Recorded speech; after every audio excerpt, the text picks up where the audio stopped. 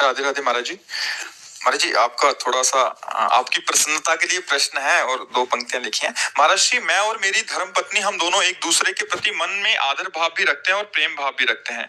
सच बोलूं तो वो मेरा बहुत ज्यादा ध्यान भी रखती है, पर पता नहीं क्यों अक्सर मैं ही उससे समझने के मैं पीछे रह जाता हूँ। जैसे एक दिन बुखार सा महसूस कर रहा था, शरीर गर्म हो रहा था, मैंने चाय मांगी तो ठंडा पानी और शरबत ले आई, कह रहे कि शरबत पीने से बुखार ठीक हो जाएगा क्योंकि अंदर की सरद गर्म।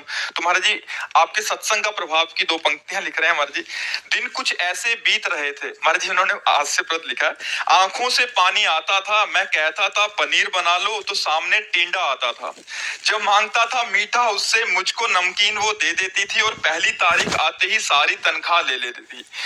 जो गलती से ये सोच भी लूं, जाने तुम कैसी नारी हो, झट से बोल उठती थी, क्या बोला क्या बोला? मैं बोला तुम प्राण से प्यारी हो। फिर समय का ऐसा चक्र चला, उसने एक दिन टीवी खोला, टीवी में कोई संत दिखे, बाबा जी ने ये क्या बोला? बोलती है, वो बोली मुझसे कौन है ये?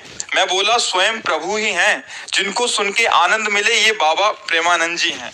बाबा जी ने जब वचन कहे, ये पति ही तेरा ईश्वर है, जिसको ढूंढे तू इधर उधर ये ही तेरा परमेश्वर है। फिर तो दिन कुछ ऐसे बदले, बिन बोले दौड़ी आती है, मैं शक्कर मांगता हूँ उससे वो हलवा बना लाती है। जो मीठी बात ना कहती थी वो मुख से मिश्री घोलती है, और शाम को जब मैं घर आऊं तो वो राधे राधे बोलती है।